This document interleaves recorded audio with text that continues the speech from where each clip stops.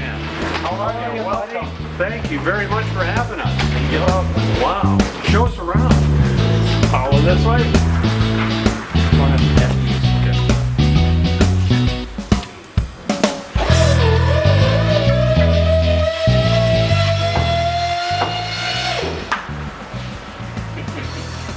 Did I mention I love hydraulics? You must.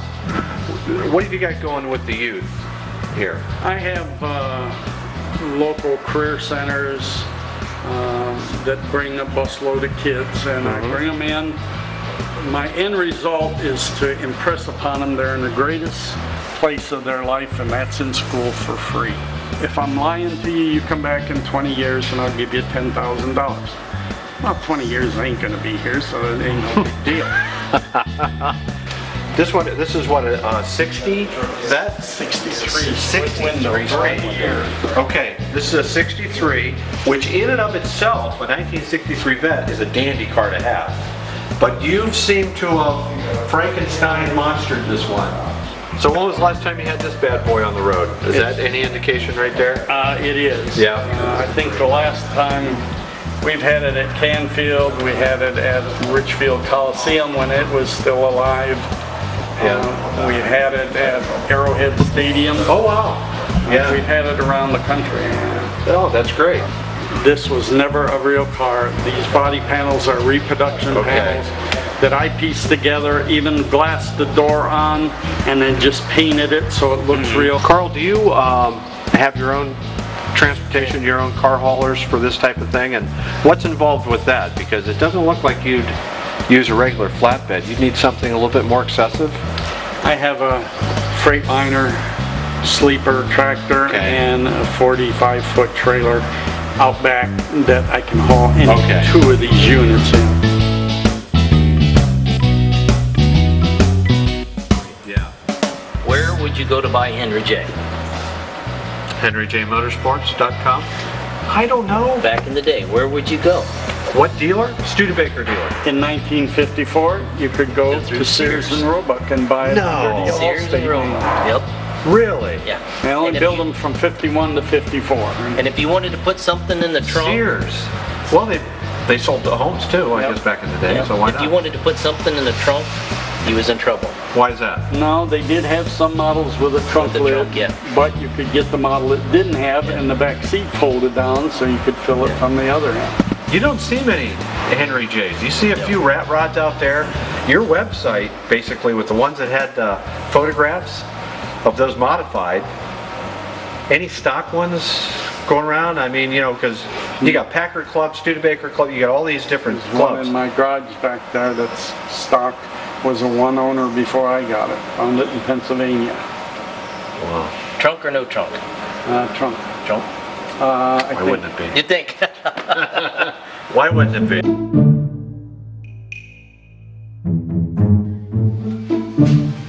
This one? Yeah. 3 Garys now. 3 Garys in the house. So we all head to the car. Of course, it's Chevy powered. Yep. That'll forward. What's the matter with you guys? It goes through your noggin when you do this thing. You know?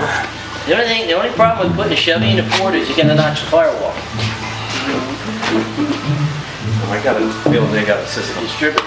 For him. Yeah. For I think his birthday one year, and I took the semi up to Michigan and brought it back as a surprise to him. And we're just changing over to an HEI ignition for him. A little more reliable. Yeah, right. Yeah, help with today's crappy fuel that we got. Right. You know, you're not. You know, I work for Keenan Advantage now. We haul fuel. I work for a place that hauls fuel. I do the West Coast. I'm on the West Coast. You don't even stop here, huh? No, no. And you hear that more and more often. Oh, fuel's good. Is that the fuel? But it's not mine. I don't refine it. The government's making. I don't refine this stuff. All we do is move it. Put 10% alcohol in. Now they're wanting to go to 20%. More junk. And then if you take your low-grade fuel, has the least amount of the alcohol in it, and then to get the octane boost, they put more and more alcohol in to get the octane boost. So technically, your premium grade gas is no better than the first. Marathon station opening up right on the corner. is going to sell racing fuel right there in Massillon. Did you see it? No, I didn't see that. If you go up Lincoln Way, like you're going towards Canton, it's a little sidebar here. Like you're going to, well, I saw the sign guys, they're putting up the big sign that says racing fuel. Yeah. So, I guess somewhere in just to Orville, let you know, Gary. somewhere in Orville they sell, Yeah, a bit of a drive for you. it's called off-road gas. Yeah. It's for your lawnmowers, your boats and stuff. It's gas without the alcohol. And Okay. the alcohol is eating up components of Everything, your... yeah. Yeah, we hear it all the time. We hear it all the time. And it's one of those things you never think about when you start to get into the hobby, into the sport of this thing. Little details like that. That 29 Buick, a gentleman put into a storage unit in 1973. Wow. I bought it last year. It sat there for 40 years.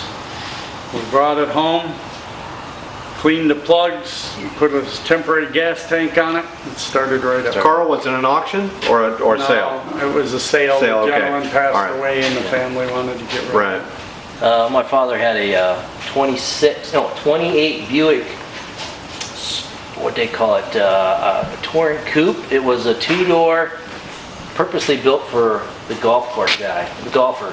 It was a luxury two-door, two-person, had a rumble seat in it, had a little side door. You open it up, that's where your golf clubs went. Here or here?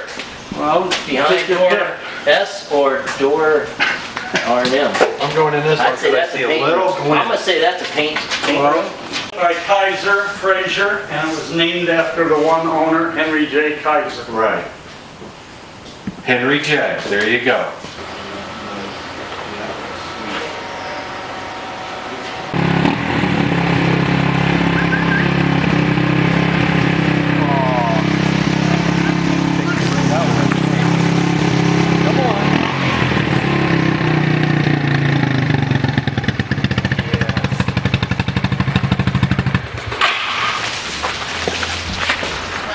Garage. So this is where you go, you fabricate. Pretty much, yes. Look at this old. Love it. 1929 Buick. So we're just basically taking you on a tour of the Sandman collection. Now, when Dan and I say what's in the garage, when you come to a place like this, am I not right? Morgue table. What's in Morgue table. Morgue table. You have to specify which garage. Yeah, which garage Because there's is- so many here. Now this is one of those that oh, this would be a perfect place to play spin the bottle. Spin the bottle, whichever garage you point That's at, where you that's go. where we go. Well, let's go. Well, All right. They put it here. They'll fix it out. Wow. check this out. I love it. Absolutely. Remember those, don't you? Yeah, I do. I used to use them. Tells you something, doesn't it? Yeah, it does. So, Well, Dan, oh, Gary, there you have it from Sandman Motorsports in Medina, Ohio. Medina, Ohio. We are going to follow up. I think we've figured out that we're going to do a part 2 to this. We got can't. to. There's just no way. There's just no way. So, what was your favorite part for today? Favorite Pulling part? in the driveway. Pulling in the and driveway. just seeing the magnitude of Yeah. buildings. That's just crazy.